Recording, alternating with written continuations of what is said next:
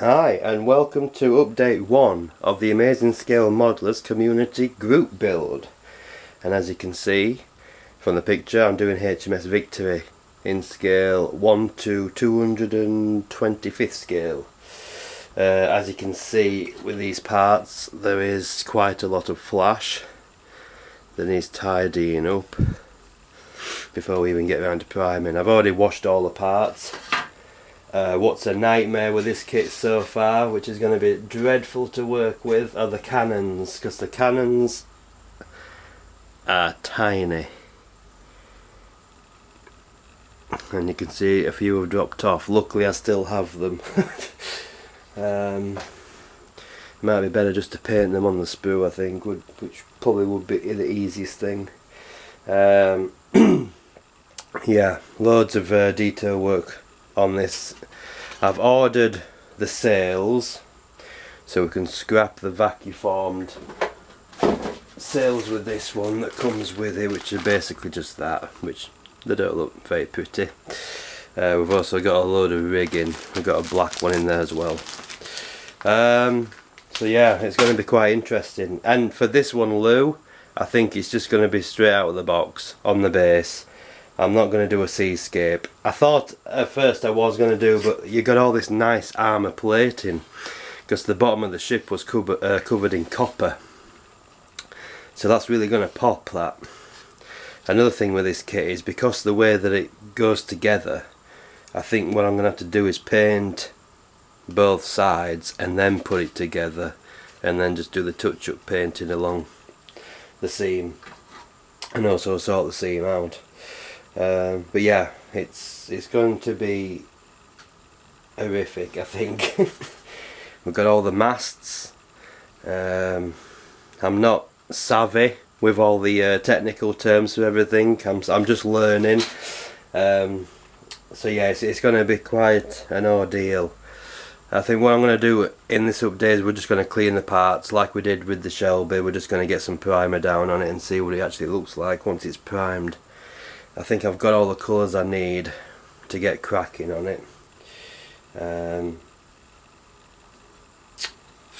But yeah, we've got all kinds of little details on this.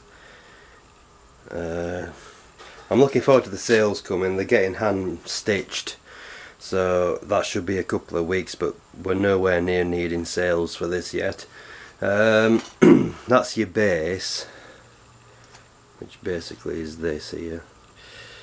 So you've got a name plaque and this section here and the uprights to support the ship. I don't know how well that's going to work in reality. We'll see. I might just make up a base maybe out of wood. But yeah, that's it for now guys, so I'll catch you in a bit.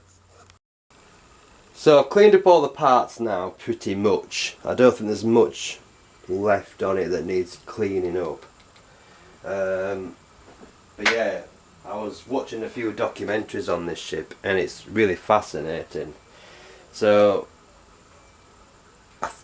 it was like the first ship really of its design really, which was like 1758 I think the plan started for it, and then it was completed in 1778. At the time the 7 Years' War was happening, so it was sort of built really for that, but by the time they'd finished it the war was over, so it spent 13 years in dry dock just sitting there. And in today's money it would have cost around about £50 million to build it. Not to mention it had a refit through its life which cost a further 50 million on top of that, so £100 million for a bloody ship. It's insane, isn't it? It's got about 26 miles of rope on board, and the most famous battle of course that it was involved in was the battle at Trafalgar in 1805, 21st of October I think it was, where Horatio Nelson died on board, which was a bit sad, but he did live long enough for his crew members to tell him that they were winning the battle. It's an unbelievable ship and it's the longest running ship. This is actually technically still in service today I mean, I don't think it'd do very well against a destroyer of today's technology, but still, it's the longest running naval ship in history. I am tempted to head down south and go check it out in person, because there's a lot of anger regarding this ship at the moment, because people have spent tens of thousands on a massive wood ship model of this, and it turns out that over the years the paint slightly changed, because we all know it as black, yellow, or black and an orangey colour, which turns out is the incorrect colour for the ship. It's actually more of a beige colour. So I'm in two minds. Do I just do it yellow and black, or black and beige? I do like the look of the yellow, but then again I want to try and recreate it as accurately as possible, so I think it'll be probably black and beige.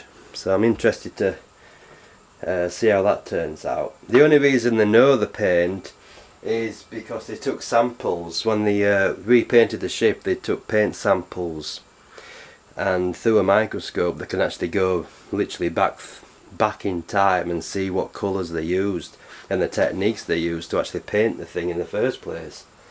And that's where it's come from. So people are a bit angry at the moment because they're not I don't think they're willing to accept that their model may not be a replica, because technically it wouldn't be a replica of the Discovery. So I think we're going to go with that. I've tried looking for aftermarket parts for this. Now the next scale up from this is 1 to 100 scale. Now you can get wood decks, but for this particular model I don't think you can. I might be wrong on that. If I am wrong, let me know in the comments before I go any further with it. Because what I'm basically going to do now is just prime this all up, and then probably get around to maybe putting some copper down on the hull. But like I said, I mean, I've ordered the sails, so that's one thing done. It would be nice to have wood decks, but like I said, I don't think, because of the scale of it, I don't think you can actually get wood decks. But again, I might be wrong, don't know. It's so tiny. Them windows are going to be an absolute pig to paint, but we're going to do it. Also, there's no decal either for the back end, because on this section here you should have Discovery, what am I talking about? Victory. I would have thought that they might have give you a decal for that, but they haven't, so don't know what I'm going to do about that yet. I might see if there's any painting masks for it, but I doubt it. But yeah, let's go throw some primer at this guy and see what she looks like. Hi guys, so the Victory is all primed up now. I'm going to leave this overnight. We can see all those armour plates there, really cool.